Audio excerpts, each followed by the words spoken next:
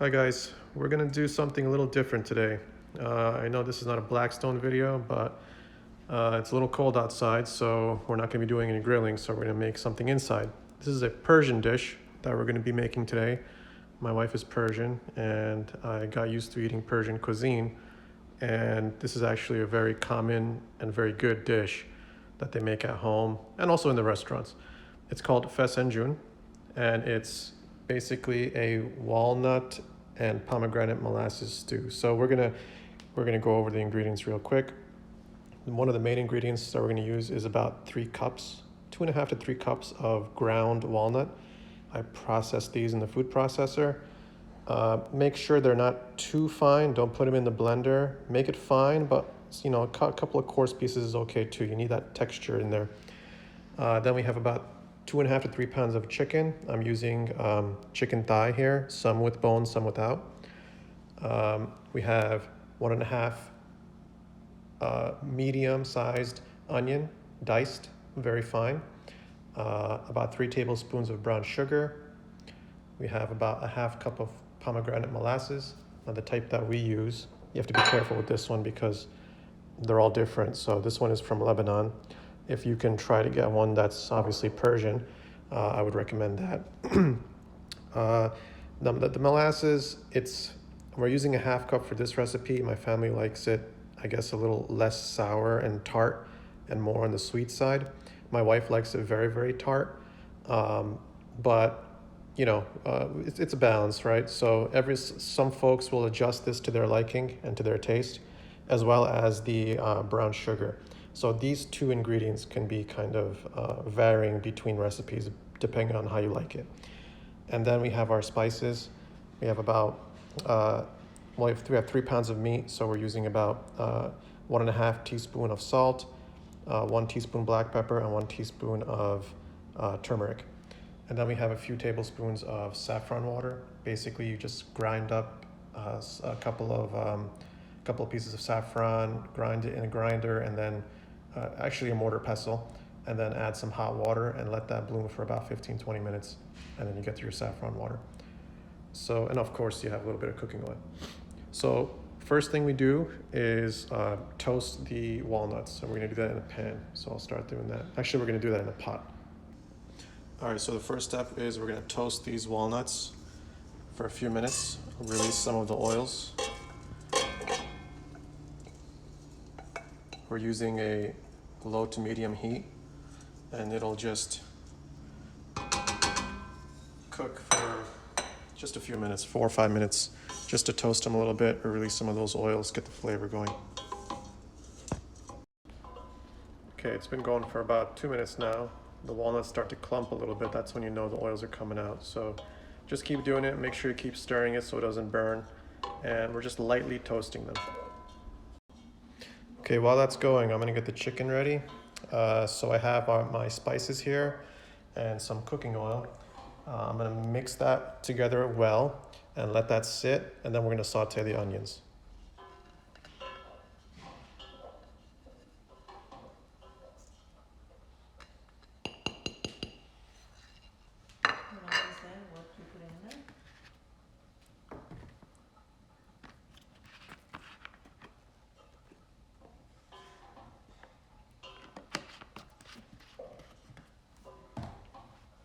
Okay, get that mix.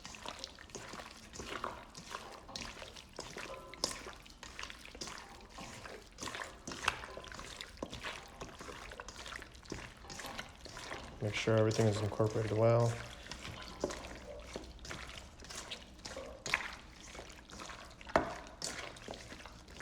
Okay, just let that sit for a little bit, and we start sauteing our onions. Okay, so put that on about a medium heat, and just a little bit of oil just to get things going.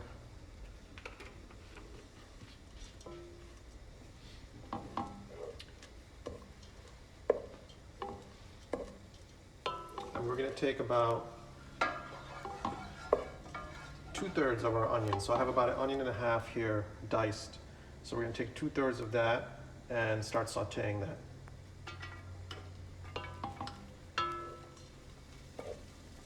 we're gonna leave that last, I guess, almost half onion on the side. We'll use that a little later. So let's just get that going. You don't want these to be, you know, translucent. You want it kind of on the browner side, but not burnt. So this will take a few minutes just to infuse the oil with that flavor, and then we'll start throwing our chicken in to cook.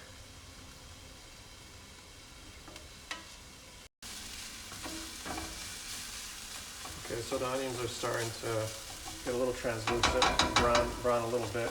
And I think it's a good time to add the chicken now because I don't want these to burn.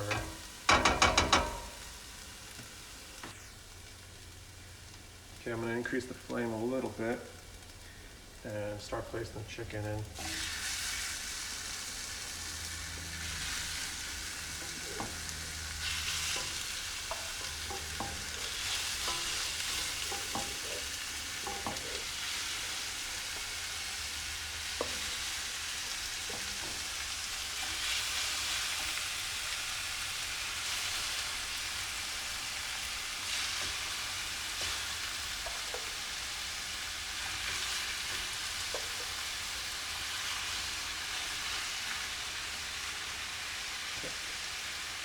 Now we want to let that go for a little bit. We're not going to cook the chicken fully in here. We're going to get it about half cooked and then set it to the side, and then we'll start working on the walnut mixture. Okay, I gave the chicken a quick turn. Just wanted to show you guys how it's looking. And again, we're not going to cook these all the way. We're going to cook it about halfway. So while that's going, we're going to start working on the walnut sauce. All right, so now the walnuts have been nicely toasted. Now we're going to add our water. I forgot to say that in the ingredients list originally. We're going to add about a few cups of water to this, probably around 3, maybe even 4.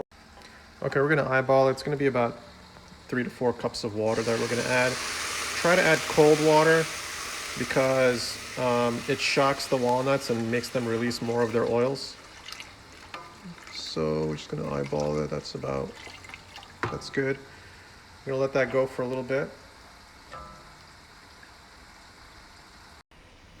Okay, I'm going to give the chicken one more turn and just set that to the side.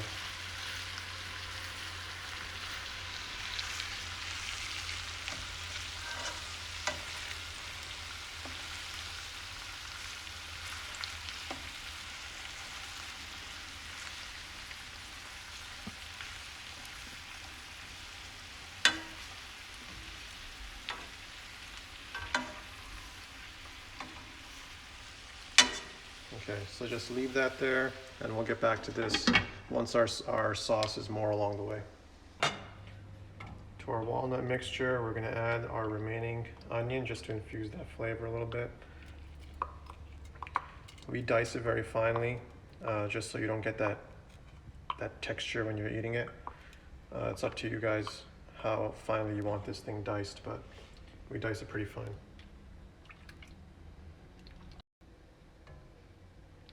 Okay, so the onion has been added. We're gonna let this go for about half an hour before we add our pomegranate molasses. You guys start seeing some foam come out of the walnuts. It's been about 10 minutes or so cooking. You see that foam coming out? That's good. It's really starting to release those oils. Get that flavor profile going. Now, walnuts have a lot of oil in it, but apparently it's like really good for you. The oil is actually not the bad kind of oil. It's extremely healthy kind of oil, so don't worry about it. And anyway, this dish doesn't use that much cooking oil either. We use probably just like a tablespoon or 2 of cooking oil just for the chicken. And then in this part of the dish, we use actually no oil. So overall, pretty healthy dish. Okay, we're about 20 minutes in now. Still going. Make sure you just give it a stir every 5-10 minutes so it doesn't stick. These are non-stick pots anyway, but still, you need to stir it quite frequently.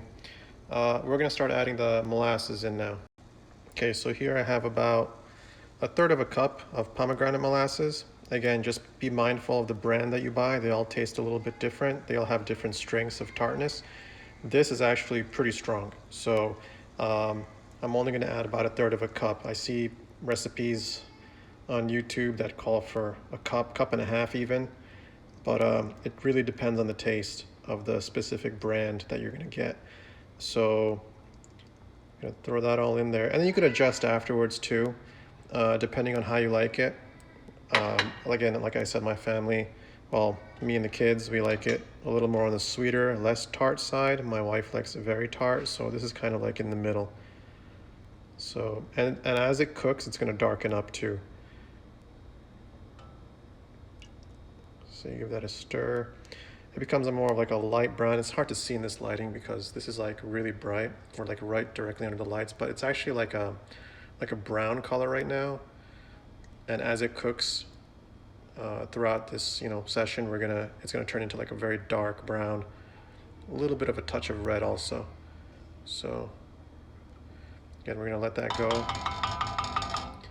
It's gonna, this is not a dish that is done in like half an hour. This dish takes a really long time, so you just have to be patient. But we're gonna let this go for about half an hour. Let some more of those oils release. I don't know if you could see it. You see that little thin layer, that little shine you see right there? That's the oil from the walnut coming out. So we're gonna let it go, and then we'll add our chicken and our sugar. Just wanted to show you guys real quick. You see that foam on the top?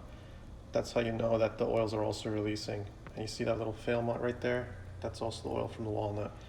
So it's a good time actually. I'm gonna start adding the chicken in here, and it's gonna go a little while. I'm gonna add a little more water to top it off, and then we're just gonna let that stew. All right, I'm gonna transfer the chickens over into the stew.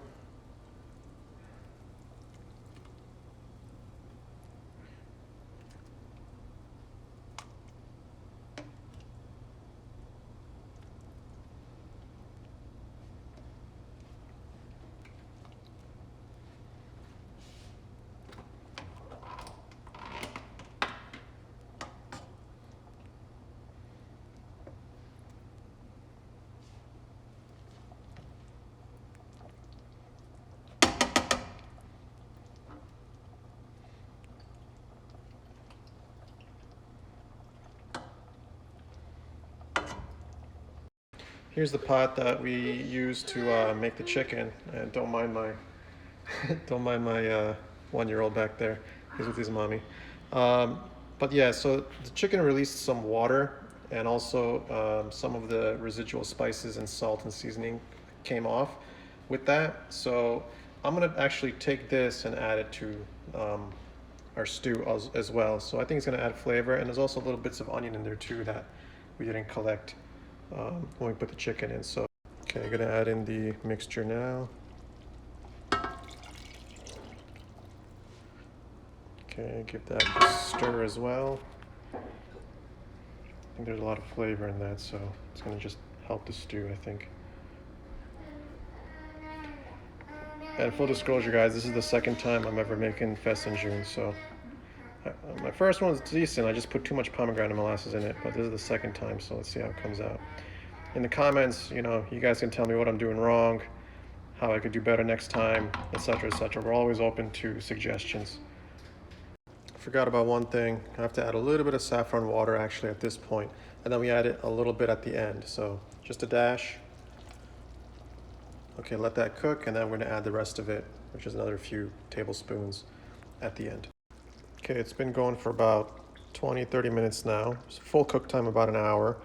I did a little taste test, and I think it needs a little bit of more of the pomegranate molasses, so I have a 1/4 cup here that I'm gonna add in, just to add a little bit more tartness to it and a little bit more flavor.